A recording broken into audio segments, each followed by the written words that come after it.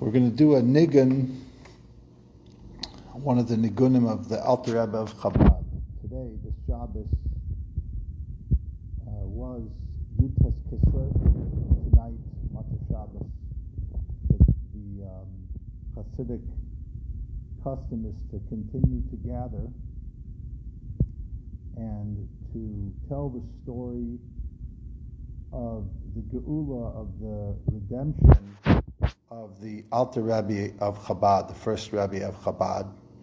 And tonight I'm here in Crown Heights, and we're going to have a beautiful Farbrengen with some family and some friends. Hopefully it's going to be a very small group so we can socially distance properly. And we're going to tell you, I'm going to share with you, and others will share with you, both that which is known and that which is not yet known about the nature and the uniqueness of what Hasidus is, what Chabad Hasidus is, some of the early struggles, particularly the struggle that the Alter Rebbe of Chabad faced, so much so that amongst Chabad Hasidim, this day is celebrated as not just a Chag HaGeula, not just a redemption day, but also as the Rosh Hashanah of Hasidim and Hasidus. That's how critical it is to understanding what Hasidus is. And the question is why. The short version is that the Alter Rebbe of Chabad was imprisoned with false accusations by the Tsarist Russia, and he could have been, God forbid, even put to death, or could have remained in prison for the duration of his life.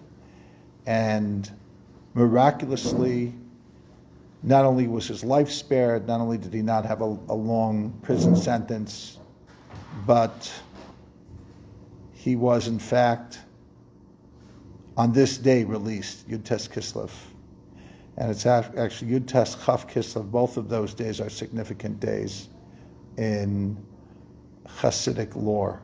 Let's fill in a little bit more of the story. So, unfortunately, it goes back to the rivalry between the Gaon of Vilna, who to some degree, although he did not like the Hasidim, he was an opponent of Hasidus, this wouldn't have happened during his lifetime. This happened in part because when he passed away, a rumor spread in Vilna that the Hasidim were celebrating. The details of that celebration were in fact murky, and it turns out that they actually were celebrating something before he passed away, not the actual day of his passing. It had nothing to do with the Vilna Gaon. But that's a lesson. When tensions are high, tempers flare, and you right away assume the worst. So that's unfortunately what happened.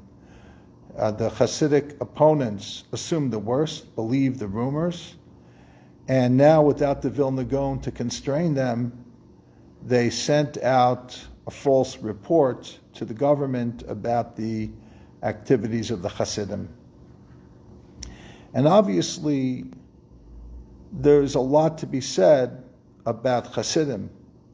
It was a new group, so anytime there's a new group, you could call it a dangerous group that threatens the status quo. B, they had tremendous loyalty to the Rebbe, to the point that they were accused of stealing. The Hasidim would steal, so to speak, from their parents to support their lifestyle.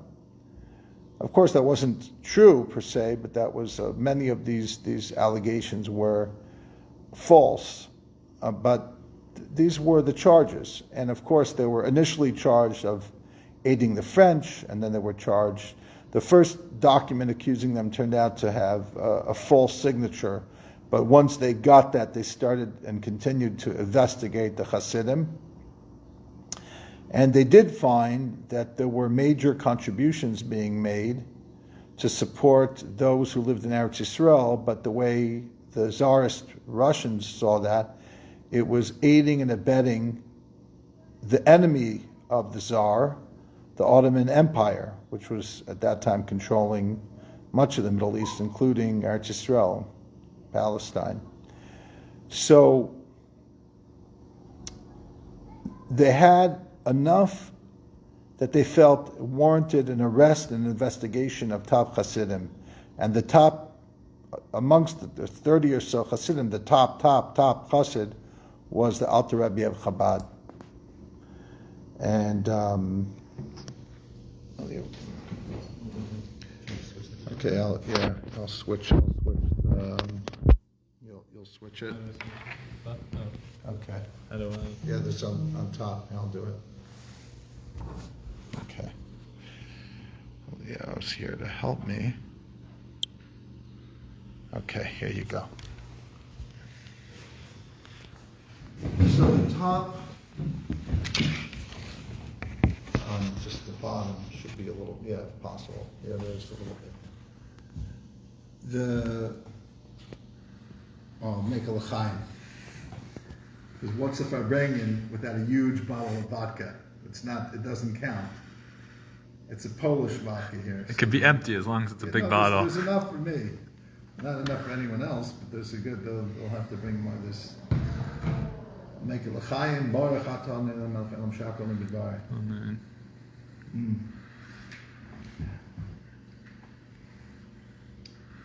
So they came to arrest the Alter Rebbe in a black wagon. That black wagon was legendary for I guess maybe people who committed treason against the Tsar, something very severe. That often, when that black wagon appeared, those who were put in that wagon often never reappeared to be seen by their friends and family. They came with a group of soldiers, and luckily the Alter Rebbe hid in a cemetery so that when they actually searched his home, they couldn't find him. They interrogated his wife, Shterna, and she said she didn't know where he was. They hit her, they slapped her, knocked a tooth out, and they saw he wasn't there, and they couldn't figure out where he was, so they left. In the meantime, late into the night, the Rebbe came back, and the next morning, one of his Hasidim had an audience with him, and this Chassid was known to have a very sharp tongue, and he said, Rebbe, if you're a real Rebbe, you got to go, because one of two things: either you're real, and a miracle will happen for you, you don't have anything to be afraid of, or you're not real, and a miracle won't happen. And if you aren't real, and a miracle doesn't happen, then you deserve whatever they did to you, because you took away the tainug of Olam Hazeh, you took away the pleasure of this world for thousands of your Hasidim. I was bothered by this story, because imagine somebody, even though he's your Rebbe, is facing this challenge, and he's asking you for advice, or you're offering your advice, and you're telling him that a miracle is going to happen. We don't, in Somchon Al Anes, we don't rely on miracles, but that's not the thing that bothers me most. The Alter Rebbe, for the most part, was a Hasidic Rebbe who really, by and large, didn't deviate an inch from the Shulchan Aruch. He was, I don't want to say this, he was on the same level as the Vilna Gaon in learning. Maybe even higher on some levels, and maybe not as high in other levels. Maybe he wasn't as fluent in every area of Torah as the Vilna Gaon, but what he knew maybe better than the Vilna Gaon, arguably. And I'm saying this based on learning their Svarim and talking to people. I mean, they were both great geniuses. So to say that he deprived people of pleasures of this world, he was just following the Shulchan Aruch. The Torah deprives us of pleasures of this world. The Torah tells me not to eat a cheeseburger. It's not the Alter Rebbe. The Alter Rebbe is just, telling us the obvious. And if it's extra chumrah, so to speak. Like today, a lot of Hasidim are extra strict. And the Alter Rebbe is pretty firm, so maybe he had some chumras. But it's kind of well known that the Alter Rebbe was always arguing with his own Hasidim about it being unnecessary to fast. Many of his Hasidim felt in that time, it was more widespread, that if you wanted to be a good Jew, a pious Jew, you had to do things to afflict your body. And he always tried to downgrade that and soften it or do away with it whenever he could. It's enough what the Torah forbade you. I was bothered by that story. What does it mean? It's almost like a challenge. And you'd think that would be a time for sympathy. But that's my problem. They say if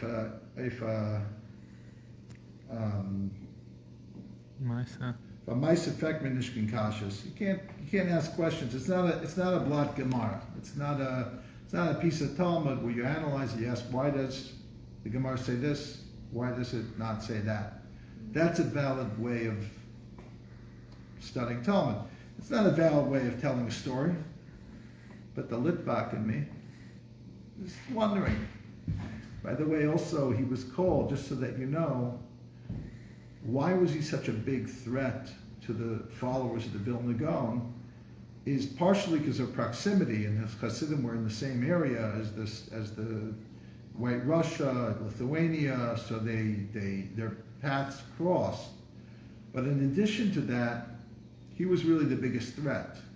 Like, who's your competition? The person who's closest to you, the person who's the most like you, the person who does the same thing. It says, the Gemara says, I believe it's a Gemara that says, Kol uman sona b'nei nasa, which means a particular type of skilled worker tends to dislike the people in his own class of workers. So, for example, that would mean a rabbi can't stand other rabbis. A doctor is jealous or competitive with other doctors. A teacher with teachers. Again, hopefully it shouldn't be like that one rabbi with another rabbi. There's usually a tremendous amount of respect. And the truth is, in certain professions, there's a little bit of both. There's respect, camaraderie, friendship, but there's also rivalries. So that to understand why the rivalry between Hasidim and Misnagdim was intensified around Chabad is to understand how close they were. And is maybe to understand that the Alter Rebbe was the biggest threat because he was the one who could speak to the same people who could have been followers or were even followers of the Vilna Gaon. He was the only one who could speak to them on their language, on their level, that the Vilna Gaon basically couldn't counteract that because the Alter Rebbe was a Gaon, like I said, on the level of the Vilna Gaon. Every time I learn the Shulchan Aruch of the Alter Rebbe or the Shilas and Shuvos of the Alter Rebbe, it's very clear that you're talking about somebody who was a Gaon Olam, who was innovative and organized and thorough and saw with such like iron clarity. So that's why he was competition. It was competition. That's why they were against him. What was it that they were against? It's a good question. Were they against that it's ideologically problematic? They certainly thought it was ideologically problematic, but people like myself who have studied the ideology of the primary student of the Vilna Gaon, the Nefesh HaChaim, Reb Chaim of Volozhin, and studied the Tanya carefully. The differences are minuscule. They're not really enough to argue about, at least not on this level. Maybe an argument and a friendly argument, but not on a level that would lead to such animosity. It's been stated that most of the arguments were shrouded in ignorance, that even the people originally who told the Vilna Gaon what the Hasidim and what the Alter Rebbe said would either lie or misrepresent what was actually being said. I don't know if the Vilna Gaon ever saw the Tanya, so that he could see firsthand what the Alter Rebbe was writing. In fact, it's been speculated by scholars such as, I think, Emmanuel Etkes and others, that the Vilna Gaon was mainly suspicious of Hasidim, not in and of themselves, as much as the history of the Shabtai Tzvi and his Messianic movement. In other words, he wrongly associated Hasidim somehow with that. It took him many years to get that mistake out of his head. Look, even today, what often happens is there's a Hasidic Rebbe who's innovative, or anyone who's innovative in Torah, or in any area. The old guard right away assumes the worst, wants to make an assumption.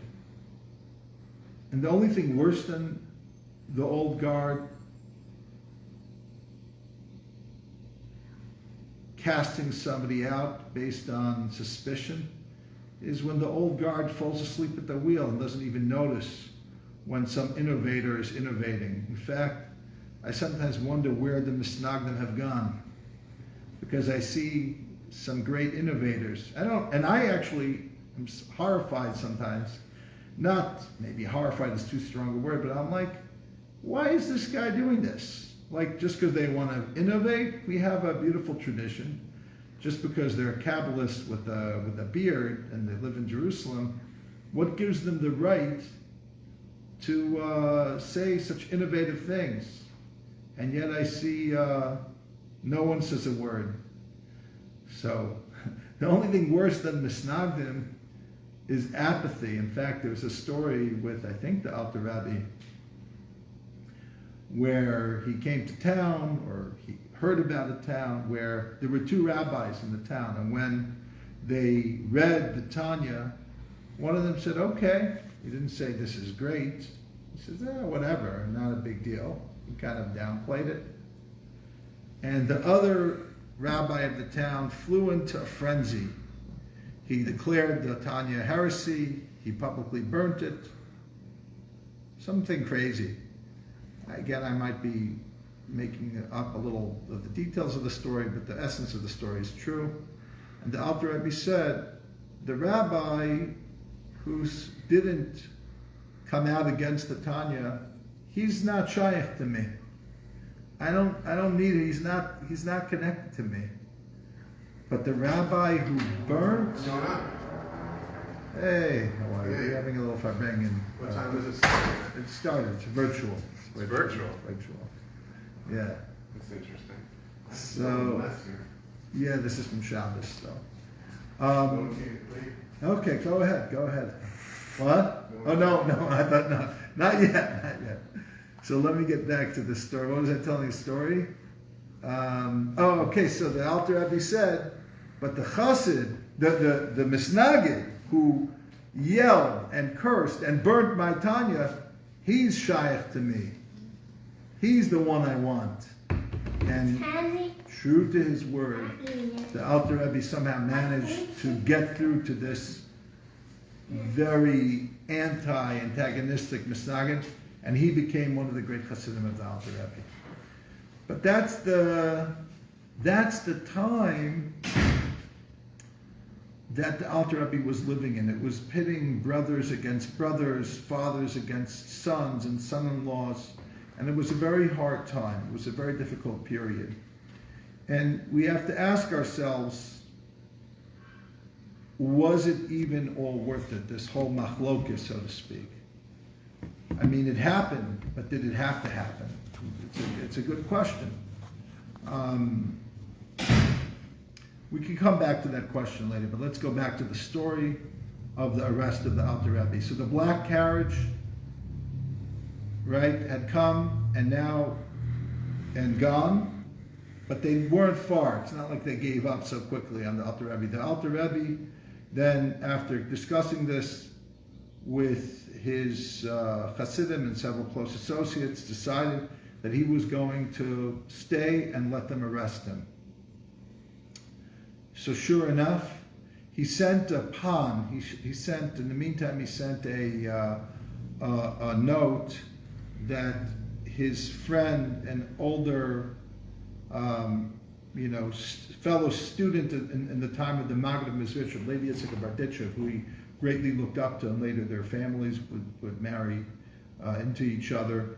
And I have the privilege and the humble connection to be connected to both these great tzaddikim, not just in the Torah, but also descending from them, and it just makes me like the smallest ant in the world to every time I learn their chassidus, to know that how far I've fallen, how far the apple has fallen from the tree and rolled into so many levels of dirt. But he sent this pawn to the great Reb Levi Okunov, the Ohev Yisrael. Reb Levi Okunov was known as the advocate of Israel. So if anybody could mamish advocate for the Alter Rebbe, it would be Reb Levi Okunov. He should always be, every time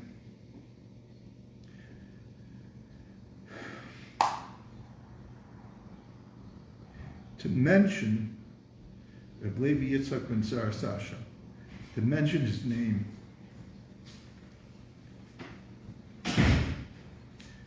is to know that there was somebody who walked this earth that was so pure, that was so holy. Like Reb Levi Yitzchak. They say that the seer of Lublin said that if I had an hour, a day to praise God that He created, that I could live in the same time, and have existed in the same time of Reb Levi Yitzchak Raditchev, I'd spend an hour a day praising God for the gift of Reb Levi Yitzchak Raditchev. So at that moment of all the Rebbes, who did the Alter Rebbe turn to? To Reb Levi Yitzchak Raditchev. Because of this story and other stories like that, Chabad considers Reb Levi Yitzchak Raditchev to be mamish, outside of the Chabad Rebbeim and the Maggid and the Baal Shem Tov, mamish, the highest of the high, the highest of the high.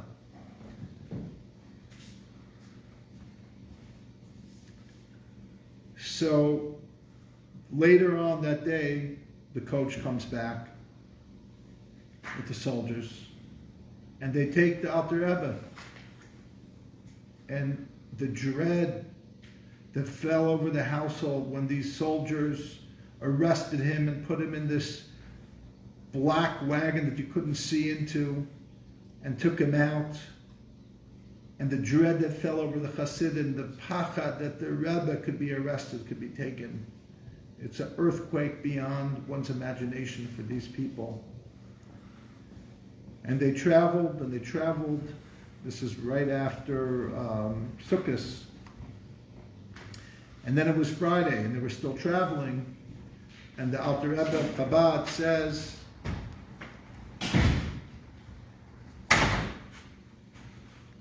I would like you to stop the carriage on the side of the road. It's Friday, Shabbos is coming. They ignored him. And then, Baruch Hashem, how are you?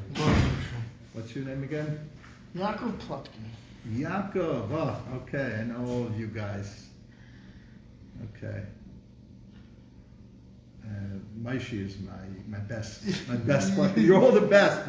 He was the one who would come and make the Sukkah Mobile in Santa Cruz. You came one year? I came more than you one came year. more than 1 year. Okay, I love you guys. You guys are the best. That's So I'm doing a virtual Farbrengen. We have Baruch Hashem. A lot of people watching us online. So you're welcome to hang out. But okay, good. It's all good. So good to see you. Good to see you too. So the axle of the wagon broke, and they kept fixing everything. The horse died. Basically, they realized that they're not going to be able to do it, so they pulled over on the side of the road, and that's where they spent Shabbos. I think it was near Neville. Where was it? No. Near Neville. Yeah. They say, the Hasidim of Neville say, to be from Neville is like to be from the aristocracy of Chabad. Non-Chabad people will probably laugh at that. It's like they call them peasants, but to be a peasant from Nebel, that's the highest. That's the highest. Nebel's the original Hasidim. They say that place that the wagon broke and the Alter Rebbe spent Shabbos. There's a magnificent tree that grew there, and the Hasidim actually knew which tree this tree was, or the Alter Rebbe spent Shabbos on the side of the road.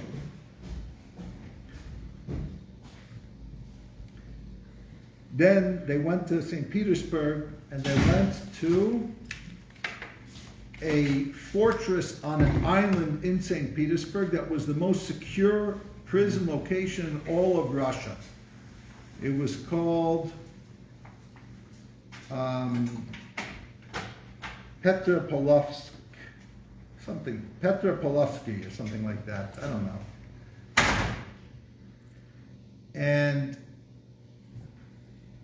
when the Alter Rebbe came in, he came in with his talus and tefillin bag, and the secretaries who I guess processed the prisoners, they were shocked. He didn't look like anything like they claimed they were getting this top rebel, treasonous rabbi. They thought they would see some sinister looking person.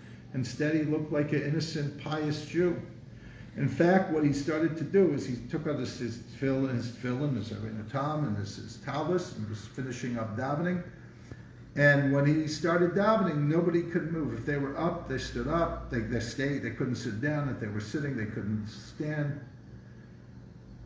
So they knew right away they weren't dealing with an ordinary prisoner.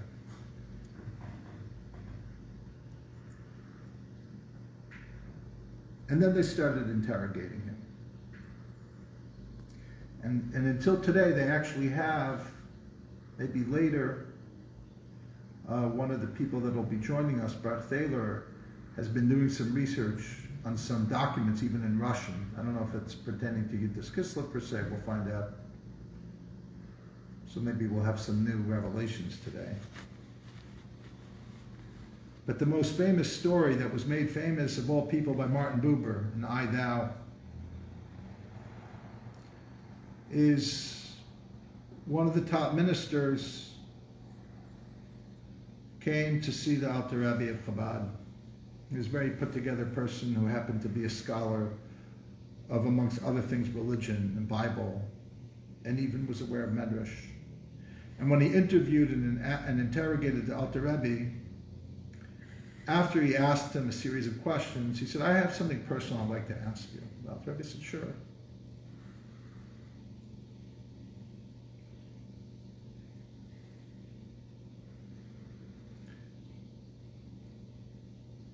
I want you to open your hearts.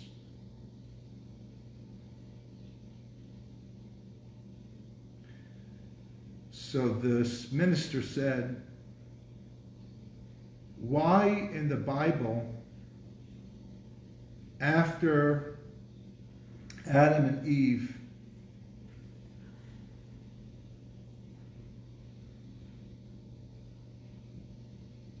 eat from the tree of knowledge, I hope I'm getting the story right. God appears to them and says, Ayeka. It's Adam or it's... Yeah, it's Adam. It's Adam. Where are you? Does God not know where Adam is? So first, Dr. Ebick gave a classic Medrash answer. And this minister said, I know that already. It's not enough for me. Then Dr. Rebbe said, when somebody is this and this age, which is the exact age that the minister was, and he said certain things that nobody could have known because Dr. Rebbe wasn't privy to that information, that the minister felt he was talking really about him in a way that he had no idea how he knew this about him. It became very personal. God asks, just like he asked Adam, he's asking basically you, Ayeka, where are you in your life? Have you been doing what you've been purposed to do in this life? Where are you holding with your life? And it went straight into the minister. That minister understood At that moment, went from an interrogation to realizing that he was looking at a moment of introspection, of self-discovery, of was he living his life's purpose. And what's so beautiful about the story is at that moment, years later, the Alter Rebbe said that moment saved my life. Why did it save the Alter Rebbe's life? Because everybody knows the famous story of Rabbi Akiva in the Gemara, where Rabbi Akiva says, I can't wait for the chance to give my life in the service of one God. Because I'm willing to die. Not only am I willing to die to sanctify God's name, I want to die to sanctify God's name.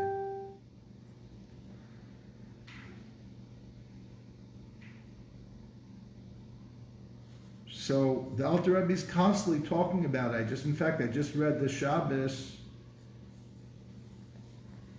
that how essential it is when you're davening that you say Shema Yisrael Hashem Elokeinu Hashem Echad.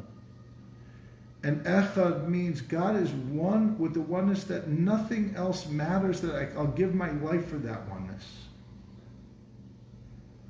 The Alter Rebbe didn't just write about it, he was ready to live it. He was ready, if somehow this test would take away from God's oneness, if the only way for him, would be to be, God forbid, that's how they got Shabtai Tzvi, right? He claimed to be Mashiach, and then when under pressure, he converted to Islam.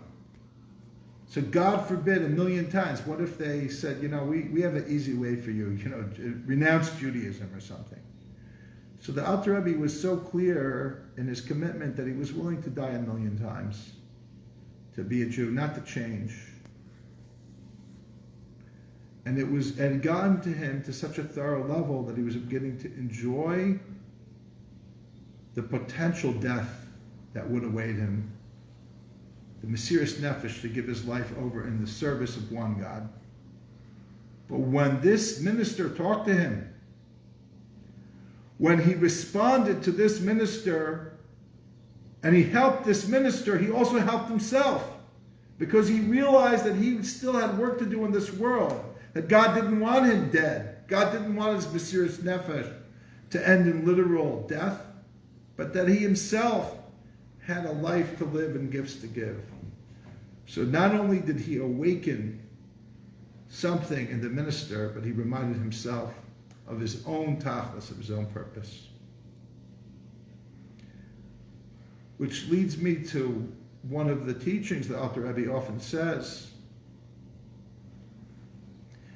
The question is when you're helping other people, how will you be able to grow in your own spiritual work and your Torah, because you're busy with mitzvos. They take away your time. So the Alter Rebbe says that when you do that, nasa, your mind and your heart become refined 1,000 times more to understand Torah. Torah isn't just a book. Well, here we have a beautiful book. It's not just any book. It's look at Damar and Tanya, but it's not just a book. It's what you do with the book, how you treat other people with the book. So at that moment, the Rebbe shared something deep with a prison minister and also saved himself in the process. It's awesome. Just awesome.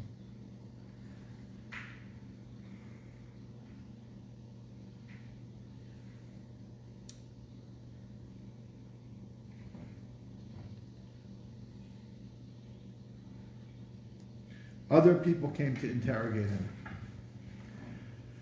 They called them Karliners, because Aaron or Shlomo of Karlin were well known and documented courts the Russians knew about, so that was kind of a slang for the Hasidim. So they asked various questions. In the beginning, the Alter Rebbe responded to all the questions in Russian. And then as the questions became more theological, more about what are the exact beliefs of Hasidus, the Alter Rebbe asked for an interpreter. And they have documents, archival documents, in the Russian archives that have the Alter Rebbe's response to these deep questions of Ashkafa in Hebrew, the Alter Rebbe's handwriting. They have until today. You could see them till today.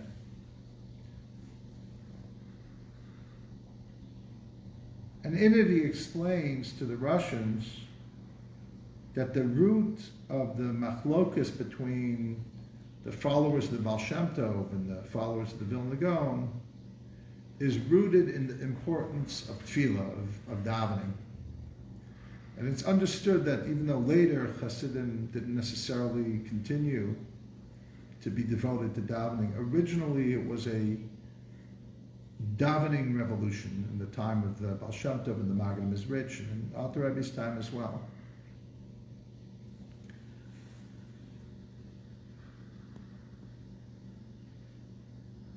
And the Alter Rebbe basically explained why the importance of davening fell by the wayside.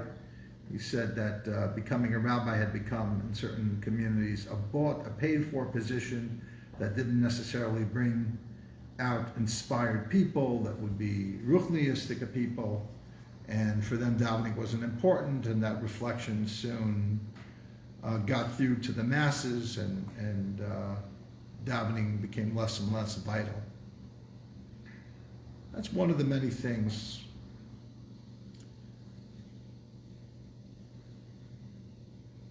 And then they sent back, after all these investigations and interrogations, they sent back something to the Tsar. And they told the Tsar, look, we can't really find anything on him, but we suspect that he could be a threat, because the Hasidim follow him and will do whatever he says. If he told this Hasidim to steal from his parents, they certainly would. Even to kill their parents, they would. So therefore, could he be a threat? Could he be doing something bad? Absolutely. He is, in fact, supporting Jews in Israel. He explained why. He said it was a mitzvah to support the Jews in Israel, to pray for all of Jewry. But again, what can be done with that money? We don't know. We don't know if it somehow benefits the Ottoman Empire directly or indirectly. It's hard to keep track of his correspondence because he often sends messengers. He doesn't always put his messages into writing. Sometimes he tells them orally. So who knows? He could be spying on you, on the Tsar, on the regime, on our government. He could be aiding our enemies. So even though they had nothing really on him other than giving money to the poor people in Israel, which is arguably understandable why they would do that, they still wanted the Tsar to think that he's a threat. And yet, when the Tsar read all of these reports, he responded with basically something. He didn't say innocent until proven guilty, because that wasn't a thing for the Tsar. But he basically didn't want to believe all of these kind of unproven potential problems. In other words, he didn't see it as a threat that he could do this, he could do that. He could have, should have, would have, but he didn't, or it wasn't proven. So for whatever the reason is, Hasidim just say it was a miracle. Because basically some of the hardline prison interrogators were recommending that he be kept in jail, not so much because we know he's guilty of anything at all, but they just felt that the movement might be a threat to the stability of the Tsar, because it's unknown, it's a new thing, and there were other religious movements at that time that were not friendly to the Tsar. So just in case, why not take the precaution, keep him in jail, keep some other Hasidic leaders in jail. But the Tsar disregarded this advice and instead ordered the release of the Alter Rebbe of Chabad. The Alter Rebbe of Chabad was then released on the 19th day of Kislev. Today, this Shabbos.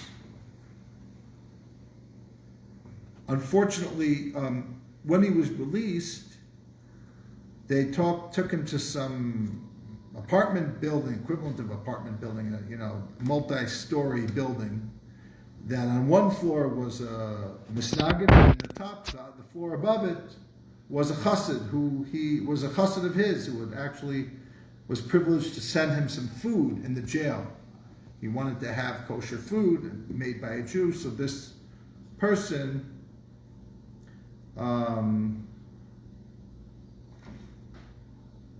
Lepler, this chassid is where they dropped him off. By accident, they dropped him off in the wrong unit, the wrong house, and he ended up spending a couple hours with this misnagid. In those 2 or 3 hours, he said, it was very painful, maybe as painful, maybe even more than being in prison. The hatred that he experienced from this person. But at the same time, the person still offered him tea. He said, listen, he has at least the schus of hachnasas archim. He drank the tea. Eventually, the Chassidim figured out that he must be somewhere, and they looked for him. They found him there. Then his redemption was complete.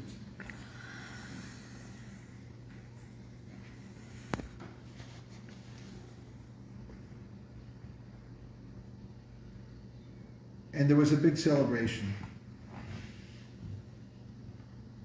And the Hasidim wanted to make this day a date in the Jewish calendar. At first, the Alter Rebbe was reluctant the next year to have people come in.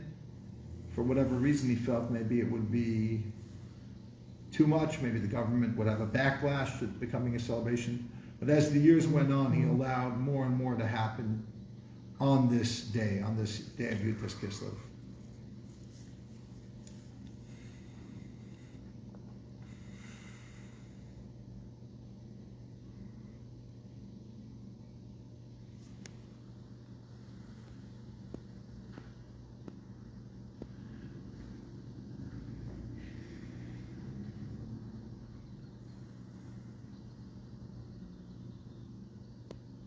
Make a b'chaim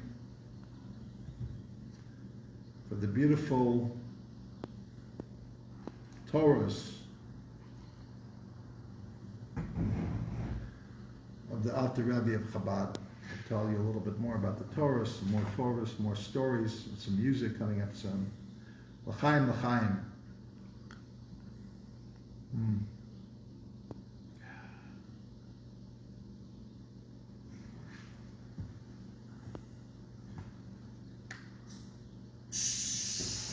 We have traditional Farbrengen food. It's called Carlebach, which basically means very salty herring.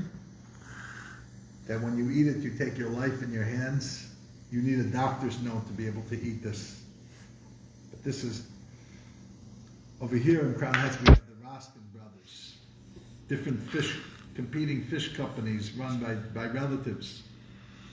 And Benzie's is one of them, Roskin's is the other. Some of the best herring in the world comes from down the block here. Okay. Oh yeah, you want a little time? Yeah. I need a little seltzer to bring the vodka in. Oh. You know the cup for it? No, but one for vodka, one for the seltzer. I'm mixing. It's terrible. It's a terrible mix. The little juice maybe will. This is how Chabad mixes. A little orange juice, a little seltzer. They don't drink. They just have to stay warm in Russia, you know.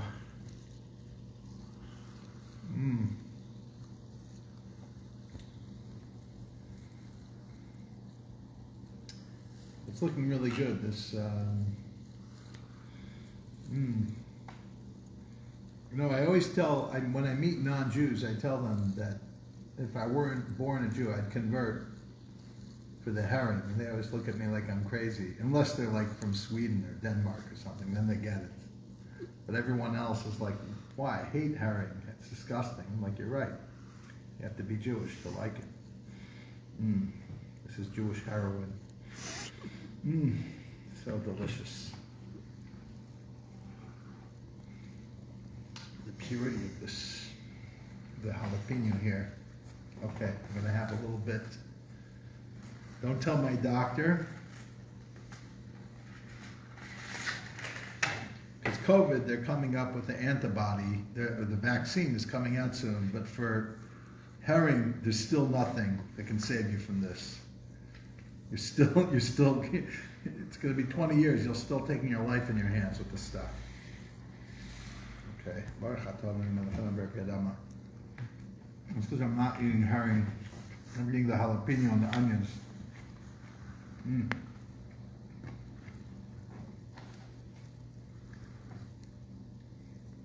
According to the Gemara, you don't need to make a mezainis if you're only eating the bread or the cracker because of the bitterness or the saltiness of the herring. We'll see how bitter it is. According to one opinion. So is another opinion.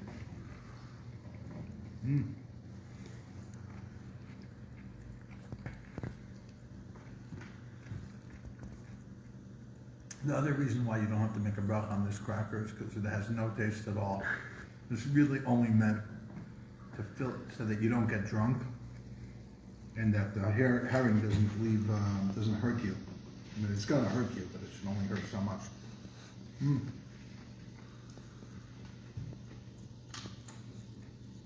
Okay.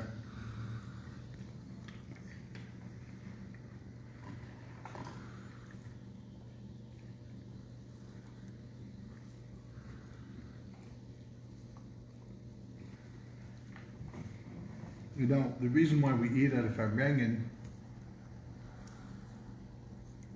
shir, you don't really serve food so much at a shir. Your shir is learning, and maybe you put out a little food or you don't in the beginning. But a Farbrengen, why do you serve food at a Farbrengen? So I'll tell you a story. It's the same, similar to why we have a Suda, where we celebrate Shabbos with delicious food. Not that I'm going to compare a Suda on Shabbos to some herring, some jalapeno herring, even the best herring in the world.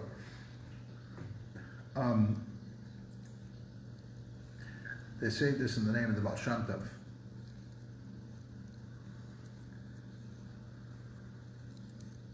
That once there was a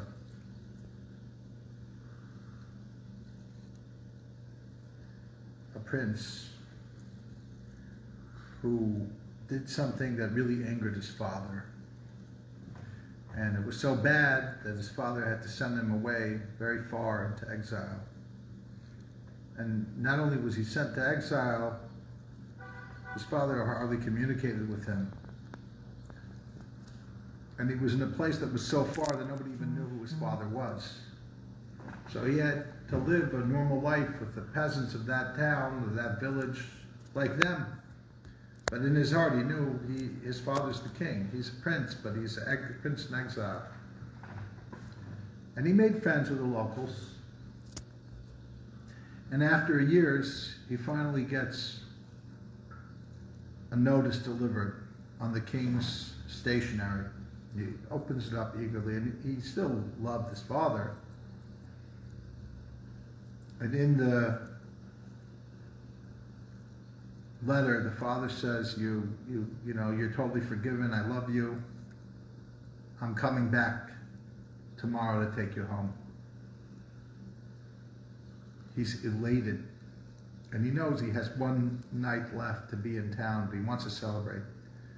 He can't begin to explain to these peasants who've never even heard of the king, who his father is and what it means to him to be reunited with his father, the king. But instead he just says, guys, I just want to celebrate with you. I'm leaving tomorrow, but let's just have a celebration. Something is happening to me, it's good, and I'm going to celebrate with you tonight, my last night. And he takes whatever money he has left. He's not going to need it anymore anyway, because the king is going to take care of him. He gives it to the restaurant bartenders, and he said, everyone in the city can celebrate tonight. It's my party. You get them whatever they want. So the whole town, the whole village, descends on the bar in the restaurant, and they're eating and drinking, and it's the best, highest, funnest, greatest celebration. The peasants are celebrating because they have all the food they can eat and all the drinks they can drink. But the prince is celebrating because his father is coming back to take him back home. Every Farbrengen, every Shabbos, when we put out the food and the liquor and the wine and the vodka, my friends, we're really celebrating two things.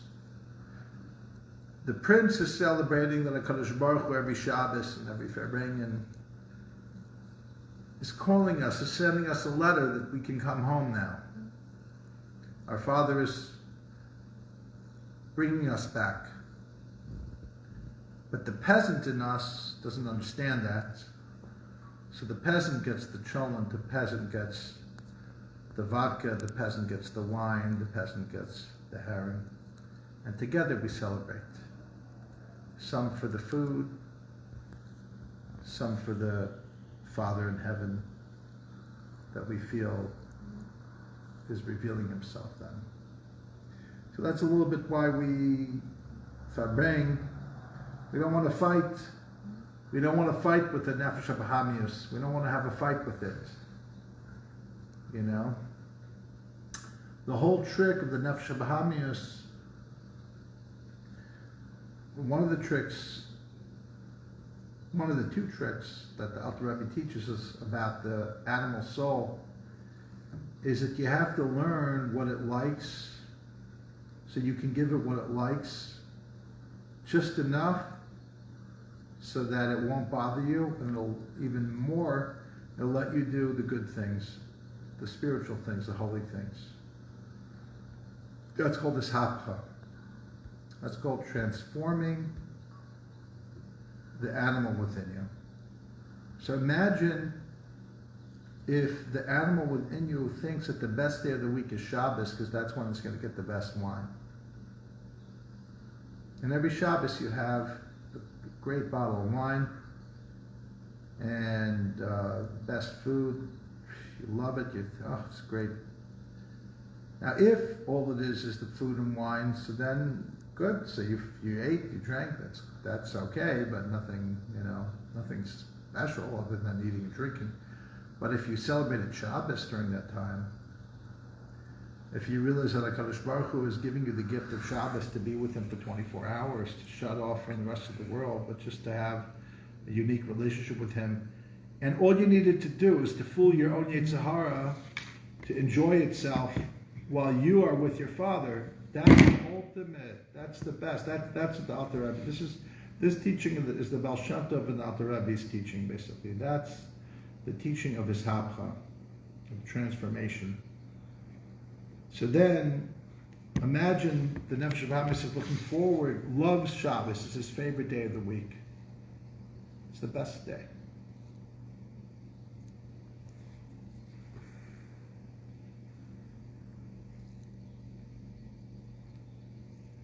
There was a chassid, I think, of the Alter Rebbe who said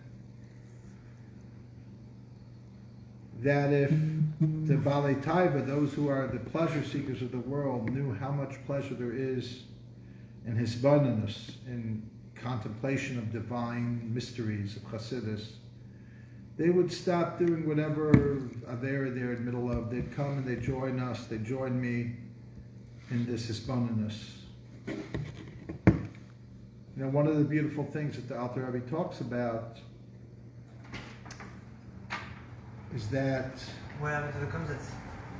it's virtual. Sorry? It's virtual. It's virtual. Seriously? Yeah. I don't hear any music. Well, it's coming soon. You're early. I thought it started at 8. No, it didn't start at 8. No. You come sit down. I'm speaking now. So people are coming. Levi's coming. Well, Nice vest. Where did you get that? it's not a vest. It's a kapata. It's a vest. It's a bekasha. I never saw one like that. It's awesome. Thank you. She's gonna, well, why is it So I'm from Manhattan. We're still socially distant there. So are we wrapping up or just getting started? We're getting started, but I'm talking. I have a virtual audience there. So sit down. The music's coming soon.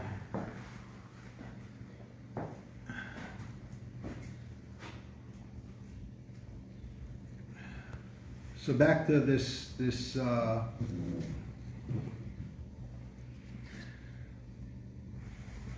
idea that the Alter Rebbe was a pioneer of.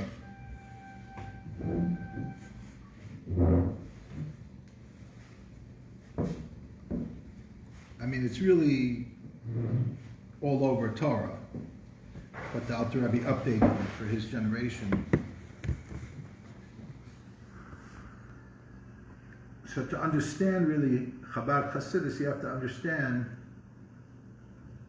that the Alter Rebbe understood that when you think and you understand something in its totality, when you could talk over something, like you would talk over a Gemara. You learn a Gemara, and every word of the Gemara you could ask, why does it say this word? Until you come with a satisfactory answer.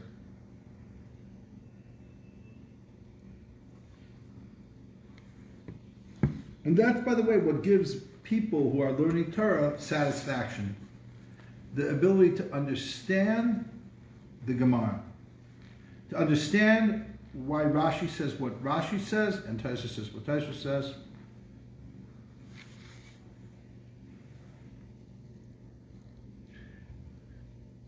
And by the way, that's only a new thing, really, to some level. Like a brisker derech, where you keep going, keep asking, and why. It's an existential way, really, of learning a Gemara. So we say, right, Me'emes Haker Shema Ba'arvis.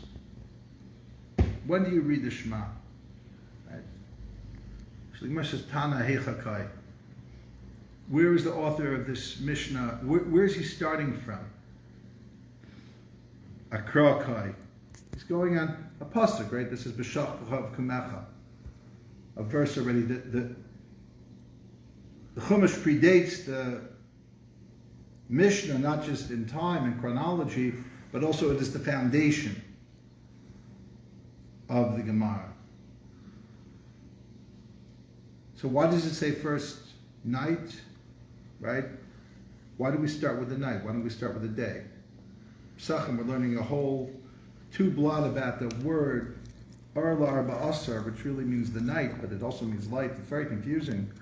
Just to start with the positive thing. So the beginning of Masechta, all of Mishnayos, why does it say the evening Shema? The Gemara says, like the pasuk and like the creation. First it says, the Erev, Vayhi Boker. It was evening, it was day. So, okay, but why? Why was it first evening? Why was it not day first? So you keep learning. Because you can't have a question, you can't have an answer without a question. The darkness is the question, the day is the answer. So when you learn Gemara, that's how you learn Gemara. The Gemara asks a question, it gives an answer. And then you ask a question on the answer. So if this, why that? Until you have, and if you don't like it, look in Rashi, and look in Taisus, and look at the Marsha, and look in the Rashba, and the Ritva, and the Ran. And then look at the Bnei Yeshua. And look at Eksois, Avnei Meluim. Look at the Rabbi Yosef Engel. These people ask questions, amazing questions. And they answer them. And there's a geschmack, there's a joy in being able to learn like this.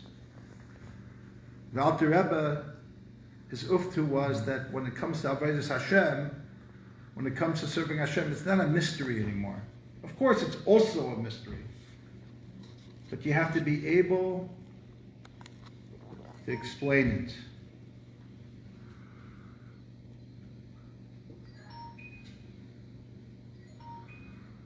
And that's his legacy.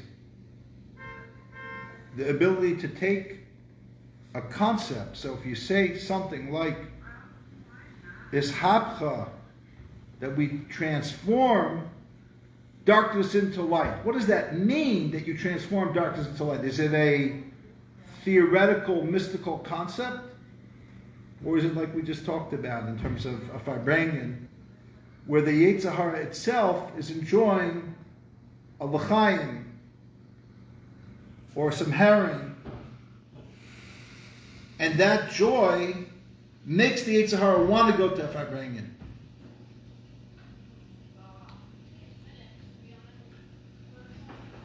You know, as the rabbi of the Carlebach Shul,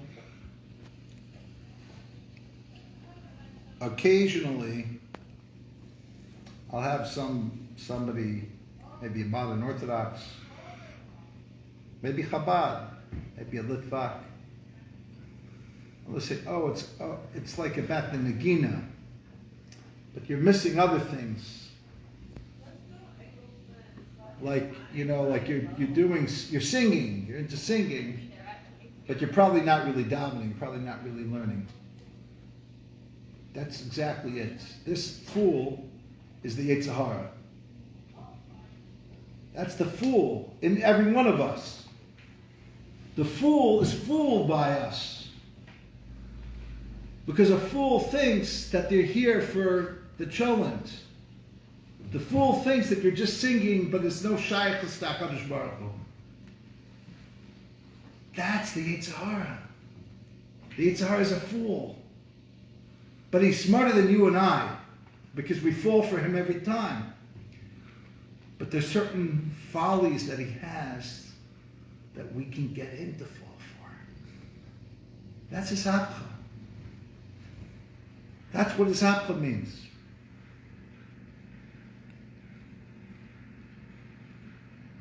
So, we could use it, but do we? No. Once a little bit we use it.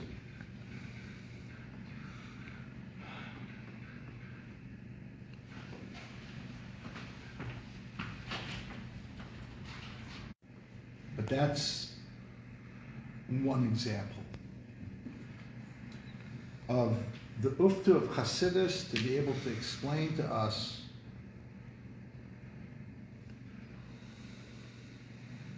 something that we can make sense out of. And when you make sense out of it, that itself, there's two things about making sense out of something. The first thing is when you make sense out of something, and it's logical, and it touches the mind in a meaningful experience of insight. In the insight, the Alter Rebbe refers to as chachma, and then the analysis or understanding, which he refers to as bina. In those moments, there's an ingredient of pleasure. Just like the pleasure of a Talmud Chacham or a Magid Shir, Rosh Hashiva, who breaks his or her head to understand a sugya and Gemara, and asks questions and comes up with answers. There's a timing. There's a geschmackheit, there's a pleasure in that. So too, there's a pleasure in learning Chassidus. Just the learning of Chassidus to understand something in Elokus, in Ruchnius, spiritual things, gives a person timing.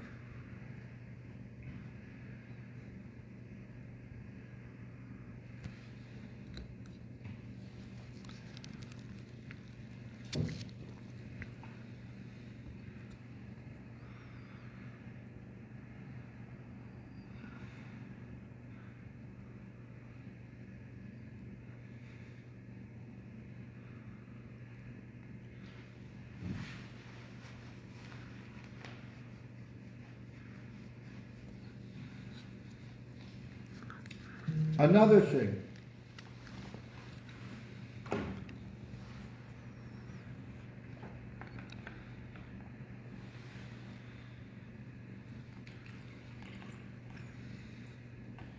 that many people struggle with.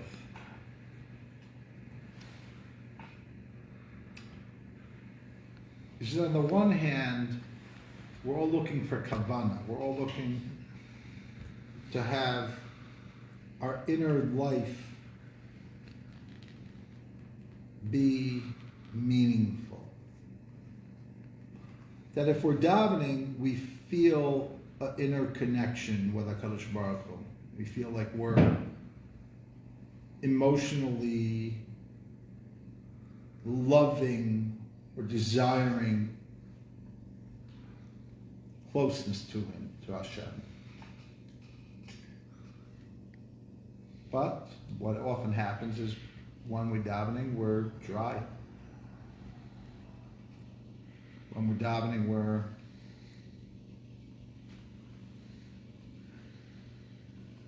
just saying the words.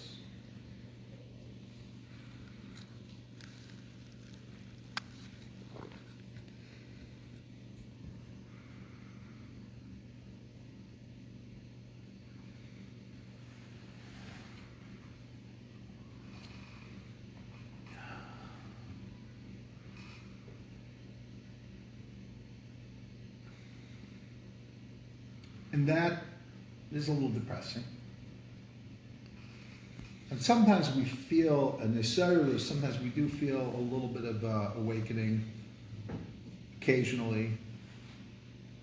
Perhaps when we did something special, we made a special effort, or we learned something that connected to the davening, or to a special time of the year. But then it goes as cyclical. Just like we get into it, we drop out of it. We continue to daven, but it's more like routine, something that we're just accustomed to doing without feeling. But this in and of itself can leave a person depressed. Like, I would like to have the energy and the passion to daven with purpose, to daven to really mean it. And there's so many layers of beauty in just the Alter Rebbe. Just the Alter Rebbe's chassidus about how to daven, how to contemplate. So the Alter Rebbe addresses this very conundrum, this very question of this kind of chassid who wants to daven with kavanah but often isn't. He comes up with one of many ingenious solutions. Because the Alter Rebbe didn't want to just break the system, he wanted to infiltrate the system. He was no Shabsetsvi. He was more of a Vilna Gaon than even the Vilna Gaon, in some ways. So what did he say about this particular conundrum?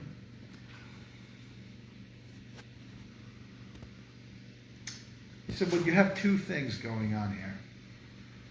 One is a mitzvah. The purpose of being in this world is not per se for the neshama. It's not per se for the neshama, because the neshama, whatever kavanah you'll have, is ultimately going to be less than the original experience that the neshama had in Gan Eden. It's going to be some level, you read it, even for some level of descent, even for a spiritual person. So what's the purpose then? This is the side of Chabad Chassidus, especially now. The purpose is to come into this world and to transform this world, the physical world. The darker, the better. The less light, the deeper the transformation. And where is that darkness? In the body. And in the world, the physical world. The soul, because it's not a dark place, the transformation isn't as necessary. When you daven, Gemara says, Akima Svasav Hava Maisa, which means when you speak, speech is a form of action. It's a Gemara about Edus, testifying, false testimony. It's an action. But it's a physical thing you do.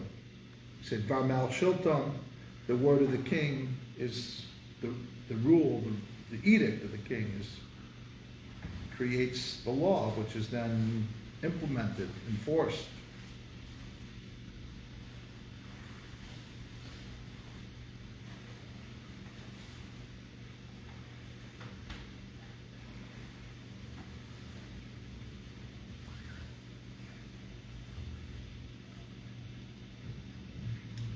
So therefore, when you daven and you say words, you're transforming the world.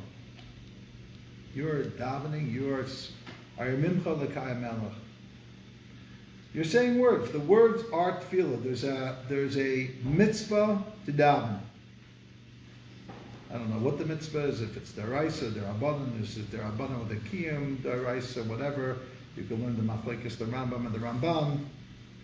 I could give a shir on that, but that's not the point. It is a mitzvah. Whatever the mitzvah is, it's a mitzvah. The mitzvah say Shema. That's a mitzvah deraisa to say Shema every morning and every evening. Hey, how are you? What's your name? Zach. So we're Farbrengen, mostly virtually. But you're welcome to be in the present. Yeah, Baruch Hashem. But you're welcome to be in the present. Trying to maintain social distance for the moment, Baruch Hashem, but we're good. So far, so good in that area. Okay. I'll stay over here. Yeah. Okay. So,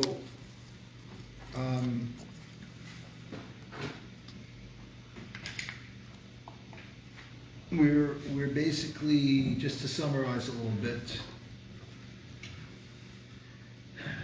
the idea here is that don't feel so bad when you don't have kavanah, because kavanah is overrated. To think that it's just all about kavanah is like, but kavanah alone doesn't do a mitzvah.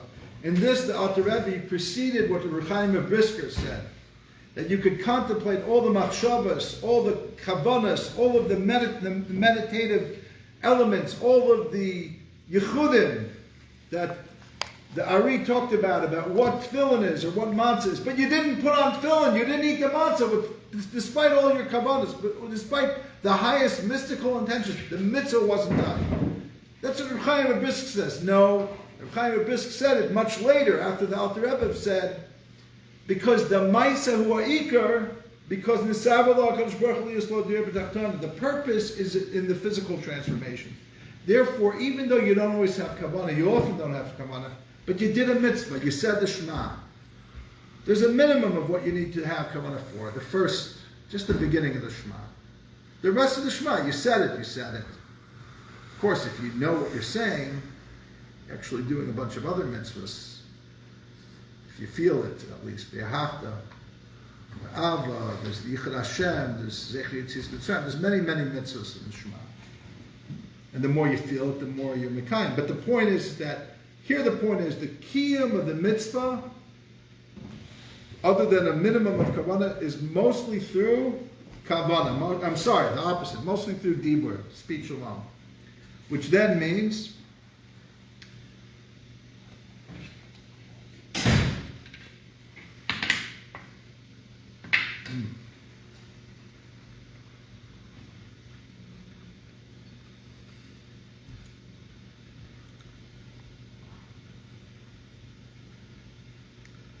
that don't feel so bad. Because you did, a mitzvah you did. Even with the minimum of kavanah, you had kavanah at the beginning of the Shema, you did the mitzvah of Kriya Shema. Because that's the tachlis. But that's not where the Alter Rebbe stops. You might think, okay, good, so now he put back standard Judaism, which is minimal kavanah, mostly just doing whatever you need to do, fulfilling the acts of being a religious Jew. No, the Alter Rebbe comes back and says, but you can compare it, quotes the Zohar, says, a mitzvah without kavanah is like a guf without an neshama. And like a body without a soul. But I don't know, he just said the Maisa Uikar. Now he's saying it's a body without a soul. Yeah, because they're both true. The body you have. But you yourself, The tzimtzum that you're still in, you never connected to HaKadosh Baruch Hu. You did the mitzvah, but the mitzvah is still in darkness because the mitzvah doesn't feel the light. And to feel the light, you need the kavanah.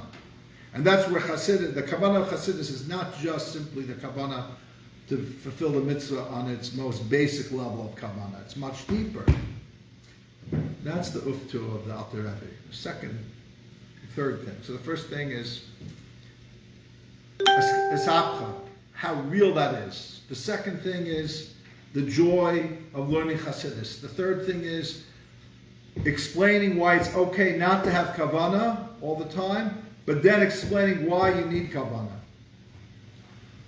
Not breaking Judaism, but opening it up.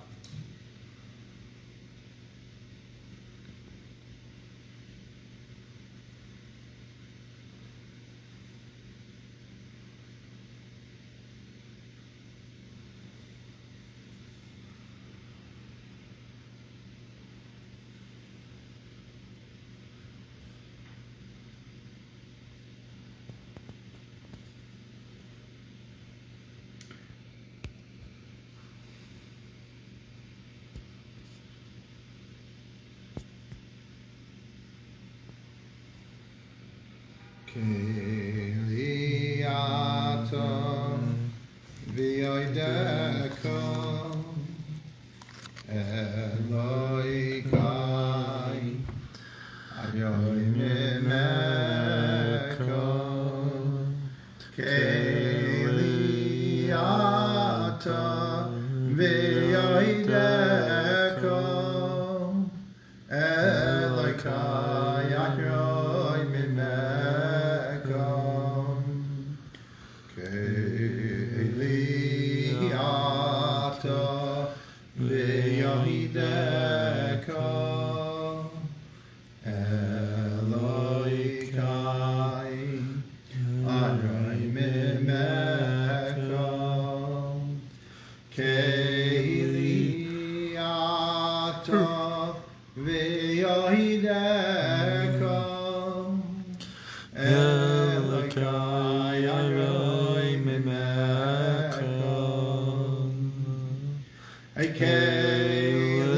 Kiliato v'yahidekom Elokai Ayoim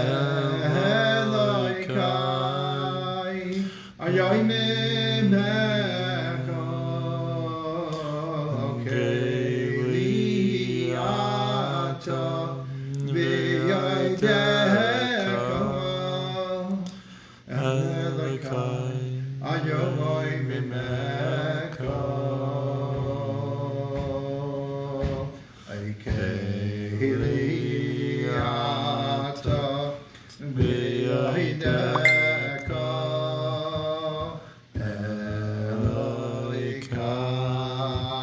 Ayoim Imekom Kiliato v'yahidekom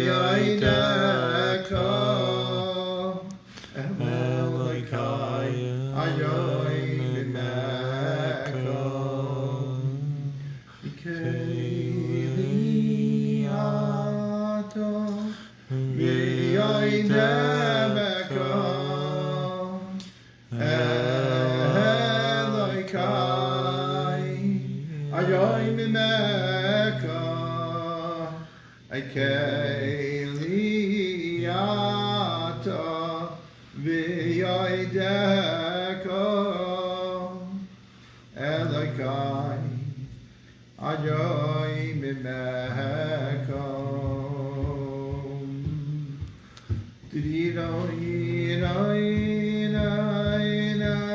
Chassan. This is my good friend, the Chassan. That's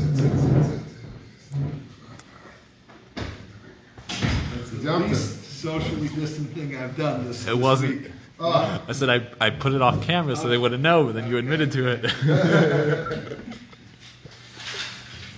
sit it, you know? I don't know. Actually, I'm not going to excuse it. So come get settled in, we'll share a little bit. Give me 10 seconds. Take as much time as you want. Let me make a bracha downstairs. And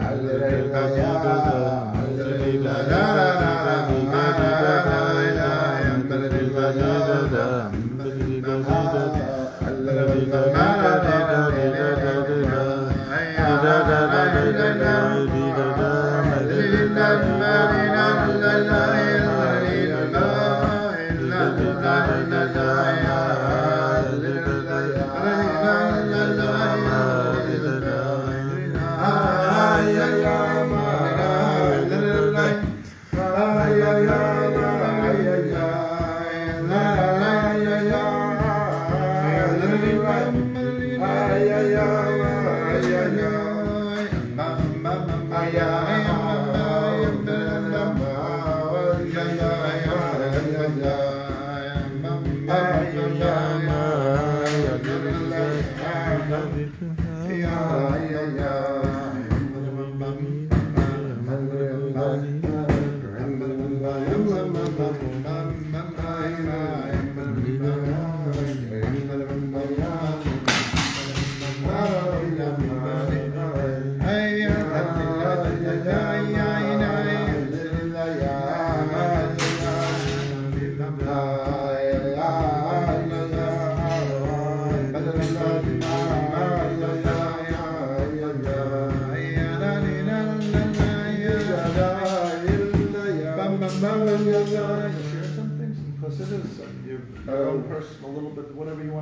On your heart. Sure. Okay, I so don't know what you guys have already started. I told the story. Okay. of the Alter Rebbe's release, because a lot of people watching have never been to Yud Tes Kislev Farbrengen. Mm-hmm. I went through the whole story. I'm sure there's always more to say. Yeah. And then I gave over 3 things about the Alter Rebbe. One about how he explained Chassidus, and second about what is Sabcha, transforming. What was the third? I'm such a bad memory. Something about Kavana. It was about Kabbalah and my Div Dafen a little bit. Right. So that's it. That encapsulates it all. That's quite a lot, right? Yeah. If only we should do one of those things. Take it. Do one thing. There's so much to talk about because we're not really doing any of them. So this is my good friend Folli. He's a chassan. He just got married. Very sweet, very good person. One of the best people I know, and a leader in this community, in the Cheva Avis Yisrael community. Yeah, I was by my in-laws for Shabbos. Oh, So, yeah. The first Shabbos, got to spend some time there, and so I'm just kind of coming in late, but it's beautiful to be here. The Alter Rebbe, I was just listening to an audible. I got The Arrest and Liberation, which was a wonderful book that was originally... Is that Nissim Mangel? It was, yes, it was Nissim Mangel. Originally it was written in Hebrew and then translated to the Arrest and Befreien in Yiddish. And then, and there was, sit down, welcome. Okay, good. So there's a few of the things over there that piqued my interest this year because I didn't get to listen to it as much as I like to. One was that the Alter Rebbe, first of all, was known as it was the Litvak. Yeah, he was known as Litvak. Right, it was the Rizal and the Litvak, and he really came from Lithuania, and he came from that school. He had learned plenty, and he decided once he was married already that he wanted to venture out to a place of Torah, which in and itself is a tremendous thing. He was a guy, and all of his teachers already said they couldn't teach him from a young age, and he said this is still not enough. He was a seeker, that I need to go out from where I am to a place of Torah and really see if I can change something about me, which in and itself is a tremendous thing. And he was questioning whether to go to Vilna. The great lights at the time was Vilna or Liozna, right? And Vilna, we all know, was the seat of Talmudic academia at the time. Was Vilna Gaon? the Vilna Gaon, etc., etc. And there were tremendous luminaries from there. And then the Alter Rebbe said, but that I already have on some level. On that level, learning Torah, I've already done. So my other option is to go for avodah, which is, personal work and that kind of stuff. Precisely what we said, and that's why he went to that's why he went to the Maggid, the Measures, and just for some reason this year that struck me more. Okay, he made the decision to go. Where he... It's a massive decision. It affects the world till today, that decision, Yeah, but and it's tremendous because it's a being... Sometimes it's so comfortable to do what you're good at. Yeah. Or to what your day is and what your way is, and even for tzaddikim, even for the whole, one of the premises of Chabad Chassidus, and certainly the Alter Rebbe personified that, was saying, I'm going to step out of myself. I'm going to step out of my comfort zone. I'm going to go do something that's beyond me. I hope everyone's okay. I thought that was very powerful this year. That constant, in the Haskama to that book, the Rebbe wrote Haskama, and in the Rebbe's the Rebbe wrote one of his concepts that he brought in there is that a soul comes down here for a purpose, and it is like a terrible waste when we don't recognize our purpose and go after it. and hey, Joe, welcome. And it's a soul came down here. Yurid Zul Tzarech Aliyah. Right. The whole purpose of this descent down here was for an ultimate ascent. And if we don't recognize our potentials, our goals, then in a certain sense, the neshama is being duped. The Rebbe writes this in his letters. Says the neshama is really, it was promised a purpose over here. It was promised the reason we're going to go down is because there's going to be opportunities to do real things, and it's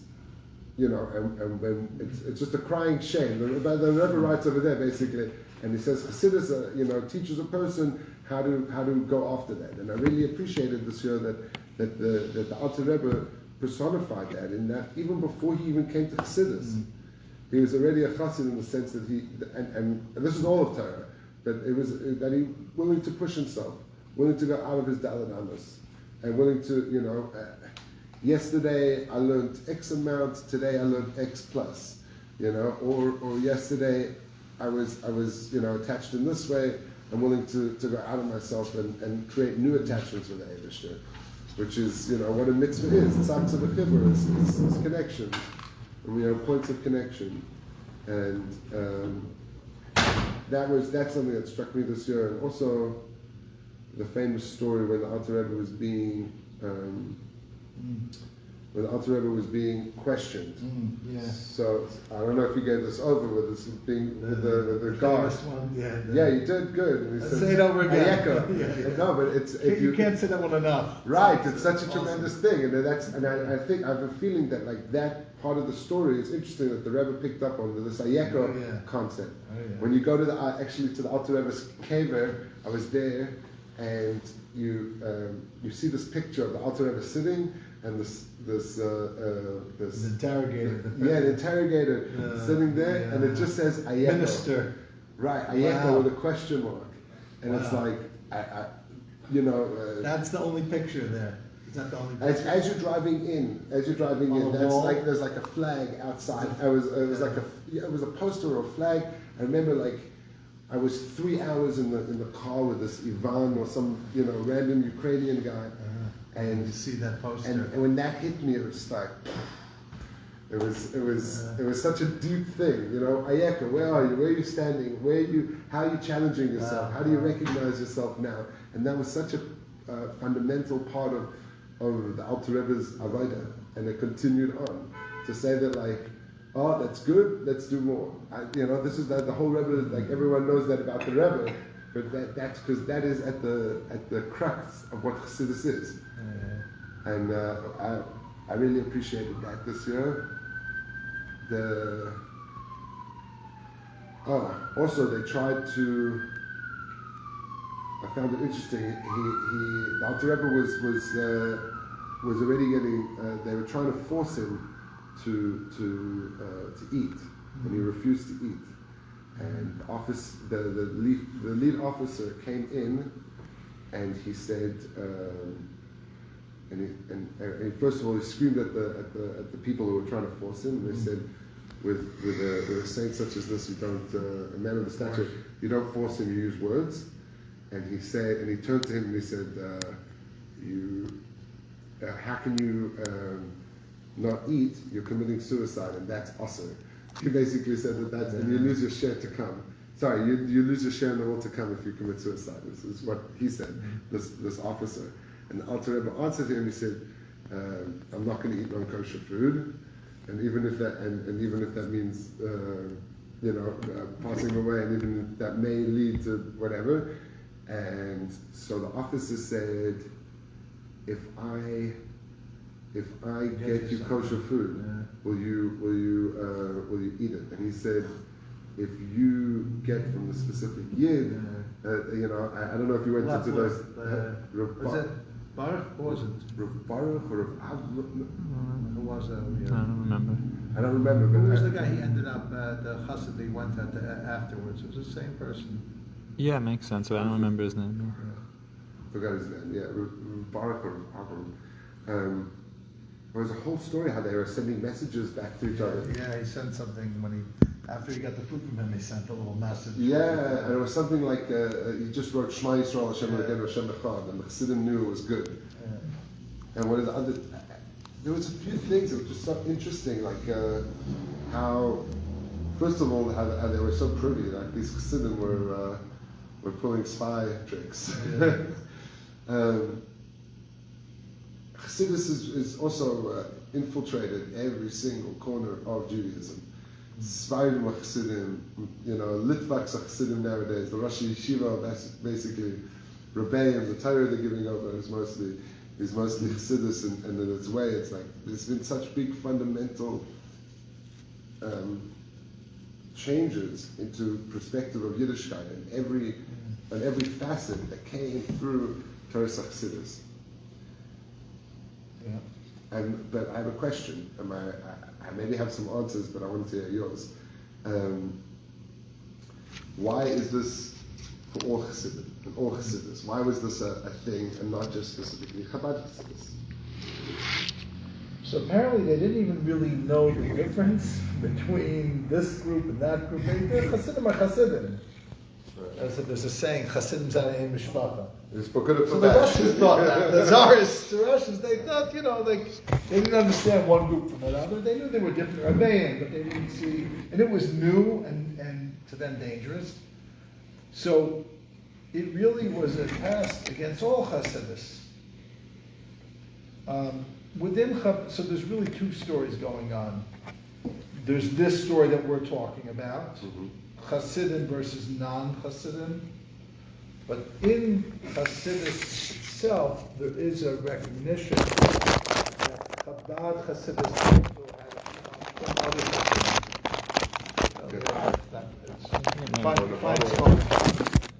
Yeah. A little more stable. It's not pretty good. You have to don't underestimate them.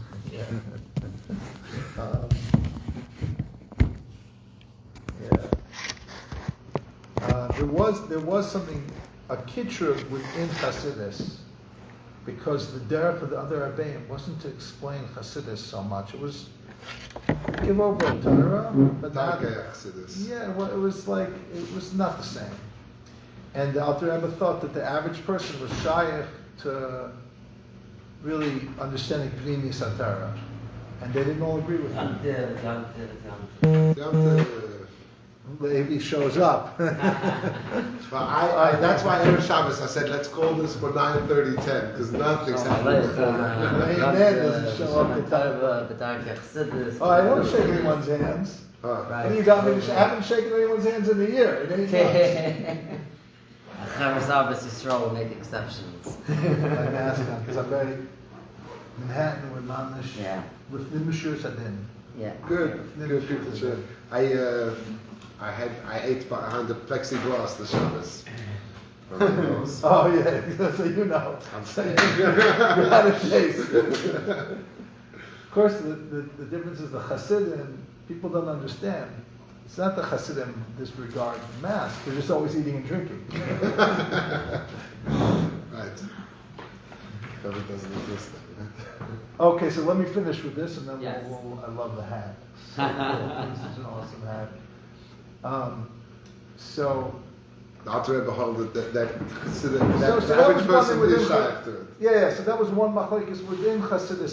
So by the fact that the Alter Rebbe was free, that means that the other Chassidim said, okay, fine. There's not that the Alter Rebbe is right that we have to do his way, but okay, like there's no kitchen anymore from within. But the other thing is that there was a problem with misnagdim against all Chassidim. Chabad was just the most prominent, but they weren't alone. So really, it really does represent a geula for Chassidus. Right. But the other Chassidim who celebrated, but not many celebrated the same way Chabad does. Yom Tov, welcome. Because essentially, I know when to put the mask on. right, just in time.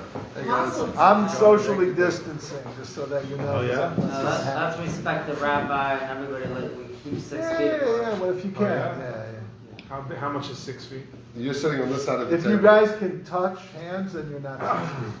Also As from long each as you other? stretch from each other, like I you can't touch. hear you. Too close. Yeah. Okay, give him that 2 seconds. As long as it's not on the video. What's not on the video? Maybe let's hear something. They're talking about the future. Yeah. We need a little bit of. What about gender neutral? Or gender neutral here? Where the women can come in? You're welcome to sit As there. long as you did the main thing, the main mitzvah guys can hayom sit- is distancing. It doesn't matter, man, woman, distancing. As long as we're distant. As long as we're distant. Sit there. You have to contain your excitement and come and sit down. Freaking out. I'm going to call the ambulance. That's always forever.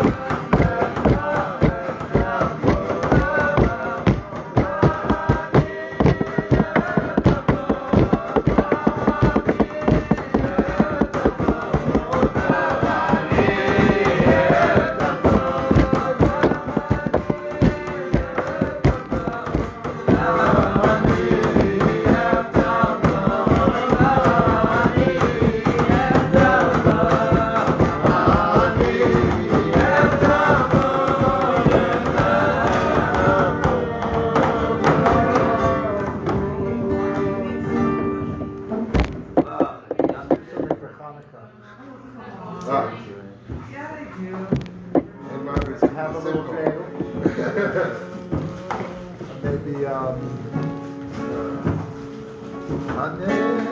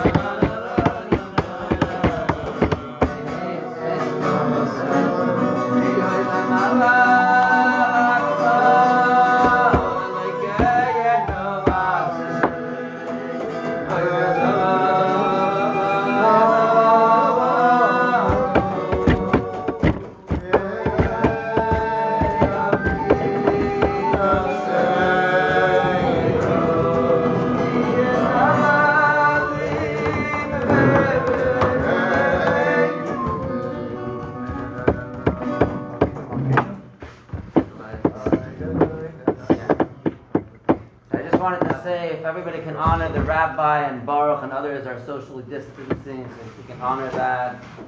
And Distance makes the heart grow fonder. So. Space Space it out. Separated from a girlfriend or a wife. Way over. Separated from a Talking about. Distance and then you get close. Yeah. What are you saying, Baruch? I heard you were talking, by the way, we were every time been watching from more of the beginning, part of it all the way through. It's been beautiful to see mamish, like how, like the nitzotzes, the sparks being attracted to the ma'ir, to the source of light. You all just trickled in, sparkled in. So, Gavaldik, so to Mark, see. you're taking over here. Baruch, we have a share. Because I made somebody a pledge when it gets crowded, I'm leaving. Yeah, I hear you. I hear you. They used to say at the old time, Yud Tes Kislev Farbrengen, there's two parts. There's the part until midnight, which are the speeches, and that's when there's a dais of people standing and speaking from the stadium or the podium. Then there's the Farbrengen, which is after midnight. So they're both important. Baruch comes from Shul, right? We're all one big shalom. The Shul group, right? He used to come to Shul. Yeah. There's another friend you had who was Israeli. Baruch just finished translating the writings. Baruch, You're going to share something about this thing you're doing, this project? Oh, yeah, if you want, but Mom, I heard you talking about. I heard you talking Come, about. sit down. Camera over there. Give it, you want to, let's get him a I'll leave it, I'll leave it, I'll leave it. Sit. Yeah. But anyway, by the way, I recommend. How are you? Oh, By the way, Hashem, you it's put been it a while. like this. It doesn't let you. It doesn't let you. I tried, don't worry. So, what's happening here, just on the way over, was Mom's speaking, because I heard today, because first of all, good luck everyone. Like you see everyone be part of the Carlebach crew for decades, and then also the Shmachta too. Yeah, that's right. So Very family. you are. That's the family. Like all the nephews are starting. Some are beginning. Very nice. You're a little ahead of them. I'm sorry? Very 1930s. Well, yeah. 1930s and 50s. We're Bayam and Hey is Manazeh these times. So Mom is to see everyone coming. This whole thing, it says that the whole idea of holiness is not to be static in one place. So it's not even about being close or being distant. It's about Ratzah and Shoy, about going close and then this back and forth. And Mamish, that's what we're all going through these days, and what's happening globally. People are going Ratzah to Shoy, they're going back to isolation, they're coming back out, and they're back in again. So finding, it says all these waves, and so Mamish, it's like in a way, it's actually there's something almost something even holy about this vibration, about riding the waves according to physics, light are waves. There's waves, and the waves of Chassidus are really rippling out. It's both light and water, and the well springs, and something they're both just spreading out. So what are you working on? This deep, dark secret. yeah, I hear you. Well, The big secret of light. Well, the Hemshech Lazah, in this relation, this is what came to mind on the way over. You were talking, Eli, about things Here's Eli. distant. Right.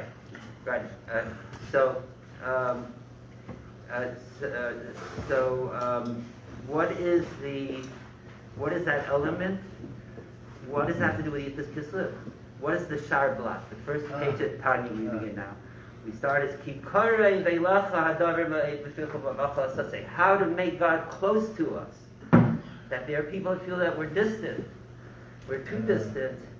So the whole project of the Tanya and Alter Rebbe is all about how to get close. Close with oneself, close with another, and primarily close with God. And this closeness is not even something that's out there. It's, the same word for relative is correct. It's like your blood. It's not. It's so close that it's you. And this is what we're learning these days. That there are times that that we're maybe physically but the heart is correct.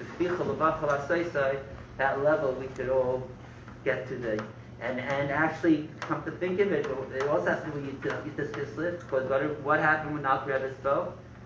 What was he reading in Tehillim when he found out about he was reading? He was reading Pada V'Shala Nashi. My soul is redeemed with peace. Mikra li, from those that battle me, and the word and because men were with me. So what's the word for battle here? It's Mikra. Krav is a type of combat that's the closest that can be wrestled, like hand to hand. That's Krav. Like Krav Maga? Exactly. So this Krav, that's so close. And Mamish, it's like, back in before our days, shtickle, when up in the Shul, it was all, about being close and closer and closer. There's higher and higher, and there's closer and closer. So, so this is what we're learning these days, that close doesn't have to be, there's ways to be close, not even expressed physically. Many cannot express themselves close physically. So there's a deeper way of closeness. There's the closeness of the spirit, of the heart, of being, like you were speaking earlier about having kavanah, being focused, direction, being tuned in. That's another good translation of kavanah. Being conscious in all what we're doing, all we're thinking, and that is, yes, it's maybe a battle even, because they have to go out there being probably like Yaakov and Esav in the parsha. They think they're going out to beat each other up, and what happens at the end? Yaakov lets it out on the angel, and then he could just embrace his brother like the deepest, closest brother, mamish, hugging, kissing, and all that. So maybe be, but still, like the Rebbe says, we're not to be satisfied on high spiritual levels, and it's an Indian to manifest it in the physical. So God creates us, and we have the ability to partner with God in manifesting our own realities. 100%. That's very good. Manifesting on all Let levels. us create Hashem, let's create man in our image, not the physical and Yeah. morphic image, but we partner with Hashem in our own creation. Your own thoughts. You can create your own realities with your thoughts. That's not just Partner Right. with Hashem and creation. And we could both thought, that's thought, so that's your heart, then bificha, your mouth, talk. Exactly, that's the talk. It's a full picture, thought, holistic. speech, and action. Yes, it's thought, all from top to speech, bottom. and action. 100%. I was speaking, we were Farbrengen shtickle last night, Levi Shabbos, and we were just speaking of this. I remembered once at the end of a Farbrengen, when the Rebbe was talking about how to take over the feeling, how to get in touch with the feeling of simcha. And the Rebbe say it's not just the concept, but it's a thing that becomes so deep and close to you that it starts up through the head and it's chayder b'kulay, the Rebbe's lashon. It totally permeates. It soaks in every cell of our bodies, from head. I'm saying through the body. That was sitting like this. It was like this. Das chayder b'kulay, the ganze from the reish, diesen ganzen Buch. Bis darop in die Gleien in einer Öfen von Yadara, hey, Yadara, hey, Yadara,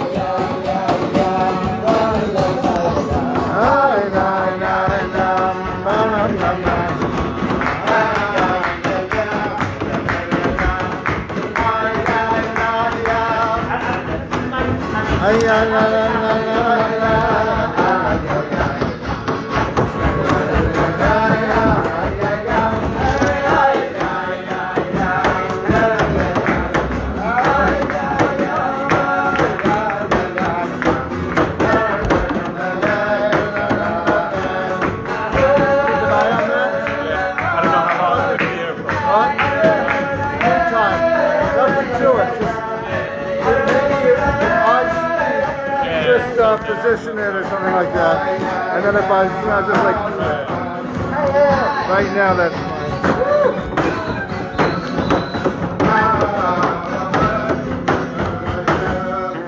fine. By the way, it was Rabbi Yisrael Kozak. We said before. the one with the food. Yeah. Oh, that's a wild name. Yeah. Kossi. Yeah. Rabbi Yisrael Kozak.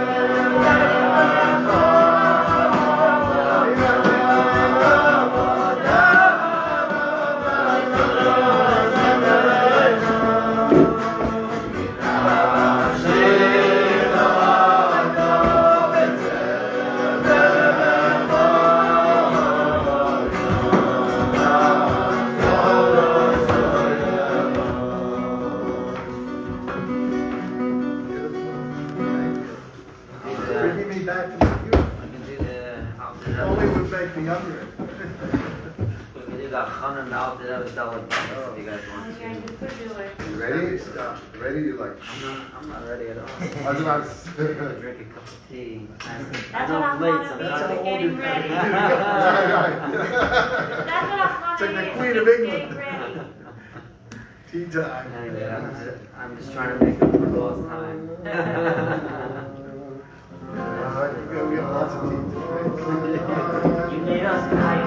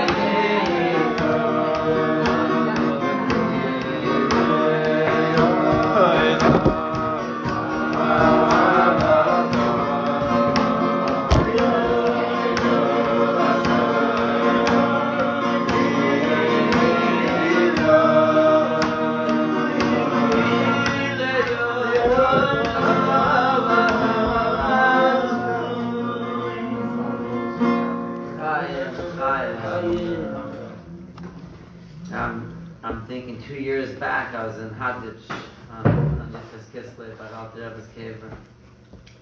So Matzah Shabbos like this, we lit a little bonfire. There were a little bit of a nash over there.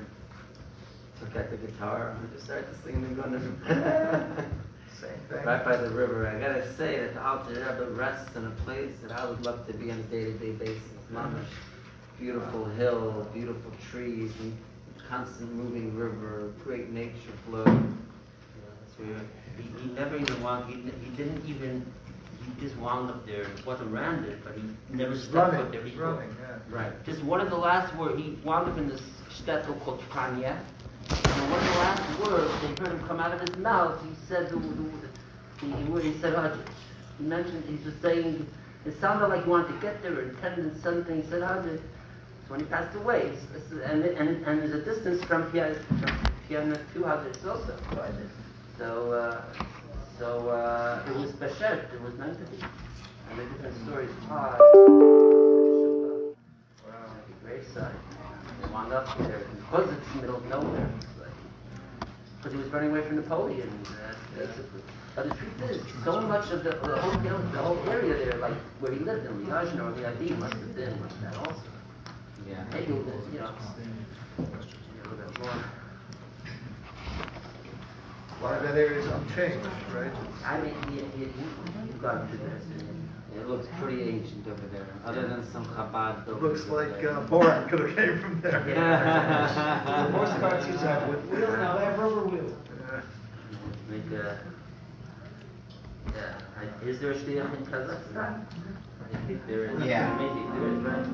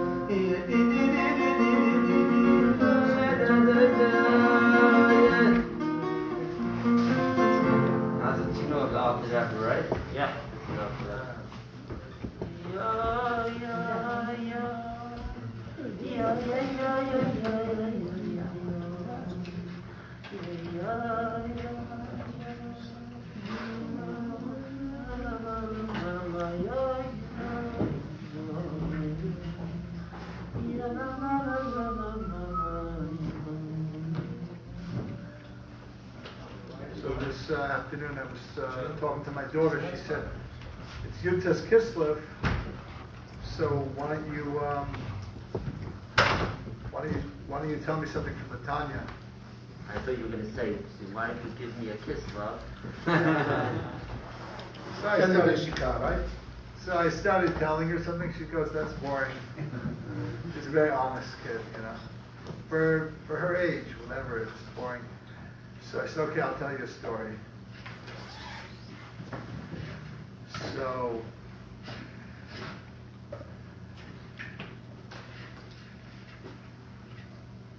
you know, it's a story. Some of you heard it. You, Levi and Baruch, you guys, Folli, probably, you know, you guys heard it. But the guys who didn't grow up here, maybe you didn't, maybe you did. But it's a good takeaway from it, even if you heard it. So the Alter Rebbe was still young, and this is a story in and of itself that I'm not going to tell, which is the friendships that they had, the students of the Maggid, when they were still Talmidim of the Maggid. I argue that in recent history that we're aware of, since maybe people like Rabbi Yehuda Anasi, there wasn't teacher with students like the Maggid and the students, who had a bigger influence on the Jewish world? Can you think of maybe the Ari? Maybe, close. But it's really, so that's a story in of itself, the friendships and the bond between the Talmidim of the Maggid and the Rebbe, and how each one of them became such a leader in Klal Yisrael, their respective areas, big areas, thousands upon thousands of Hasidim. I mean, you know. Anyway, so he was with Levi Yitzchak, and I don't remember who the third one was. The story with the pigeon shloim. You remember who that was? Was it? I don't know. We're not Shul then. No, maybe the Shul. Yeah. Anyway, you'll remind me. So they were in this town, and there was a chassan, and they'd taken the chassan they conscripted him. It was a very dishonest process. He was a yosem, so if you didn't have anybody to pay off the government, they'd take you, you know. So they took this kid, and he was, anyway, the Rebbe was still a younger man. He wasn't yet the Rebbe yet, the big Rebbe. And the Levi Yitzchak, and who was the third one? You remember? Yeah.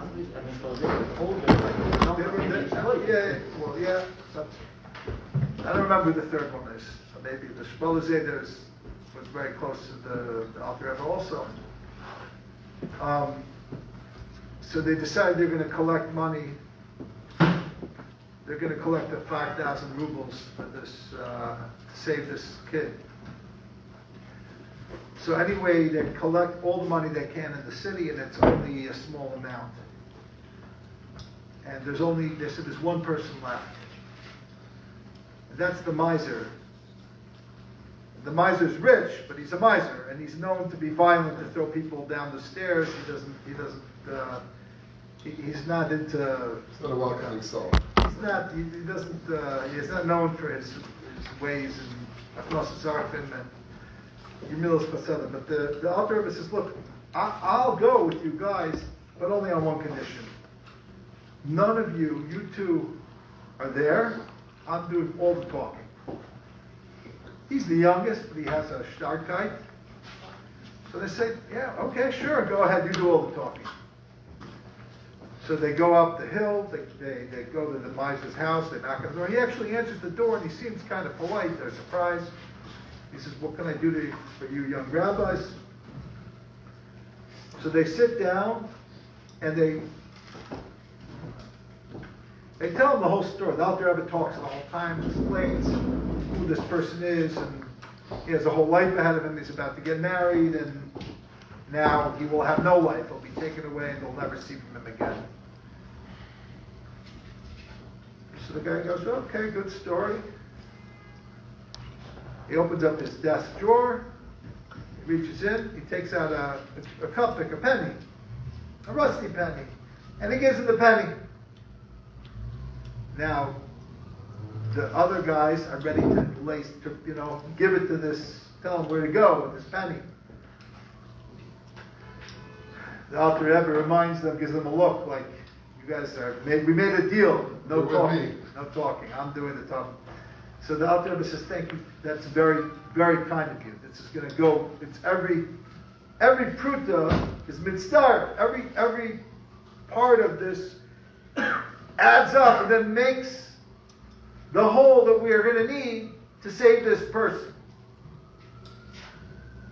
He goes, you're welcome. You know what? Let me give you something a little more. He reaches into the drawer. This time he gives him 5 rubles. This is going to go a long way. Thank you so much. The Gemara tells us whoever saves a life, it's like they saved the whole world. You're part of a mitzvah of saving a life. I really want to thank you so much. He goes, you're welcome. He says, you know what? I'll give you 20 rubles for this. Thank you so much. You have no idea how amazing this is. You have no idea. He starts telling him Hasidus about what's happening with his neshama and all the work that you put into this. Everybody who learned Tanya knows that the tzedakah is the sum total of who you are, your energy. He goes, it's very nice. He gives him 100 ruble. And this goes on for hours. He's giving over brachas. He's giving over mamar chazal. But most of all, he's giving he's being makabel this money and giving this guy such. Covered is an understatement. Just like receiving it, making a vessel for this guy to give, to be a giver, till finally he gives all the money that he needs. And Baruch Hashem, they saved the young man.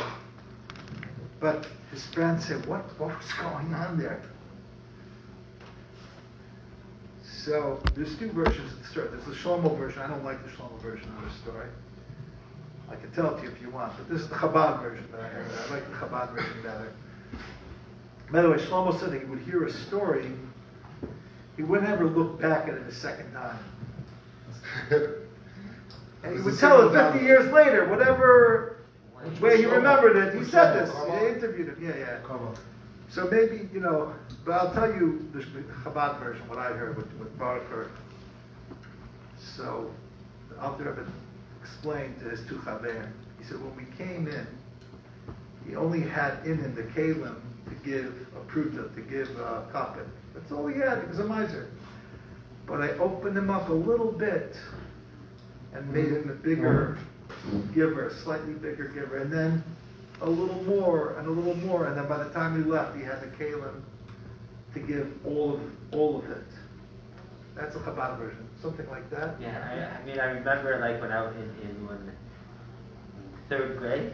Yeah. Just a couple blocks away from the military. You would be tested on these stories. Stories, in the afternoon, if we were good after. Yeah. This was one of the stories, and it was described in vivid detail in how what they were wearing. He took out an old rusty. He went into rusty. a big safe. I told Maiden that it was rusty. Everyone agrees that it was rusty. Penny. All versions. Gave it to him, and the other was so gracious and so thank. And then he stood up and left, walked out of the house, started going down the street, and then he turned around. Then the miser came out, and he called this is true. I forgot. I'm very old, so that's part of it. Absolutely. Come back in, and then he opened up to him. This penny has been here for decades. I've offered it to everyone, whoever would come in to take it, and no one ever took it before because everyone thought it was either a joke or they were offended or anything. But you're the very first person that actually That's the Carlebach version. That's the Carlebach version. Is also the Crown Heights version. I grew up in L.A., Berkeley, L.A. I think that actually Shlomo says that version. That's the version of Shlomo. So that guy Shlomo explains it the way you explained it. So let me explain. Shlomo explains it in the Torah afterwards. He for real. I'm pretty certain that Shlomo explains it afterwards. That's essentially what happened. I think Shlomo also gave a whole backstory on how he got to this penny. Shlomo gave a backstory about this penny, that he was in a bad mood, and one day somebody came to him. Oh, right. And he gave him the penny, and the guy threw the penny back in his face. Right. And he said, you know what, I worked for my money, I'm not going to just stop giving it away. If people are not grateful. So ever since then, everyone either threw it back in his face. But so who knows why a miser becomes a miser? I don't know. Why you tell me. To become the town miser. Each town needs a miser, otherwise how do the stories happen? There's always a miser, but the Hasidic stories are really secretly, it's not, Be a miser for certain things we don't need. Oh! He got killed. We're all underground these days.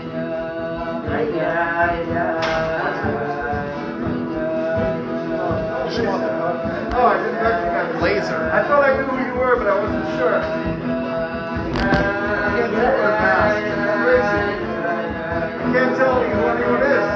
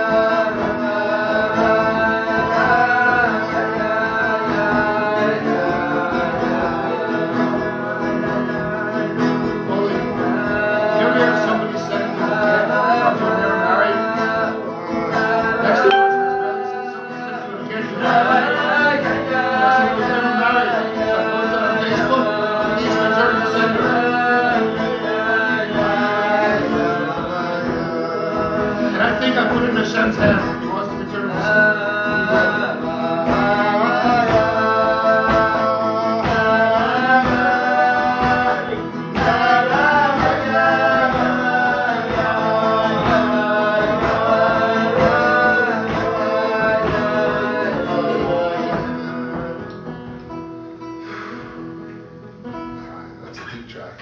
Gee. Is it, no. Well, I this think is when your you get to what they latest call song. pink slips in the States. It was Very attractive pink slips.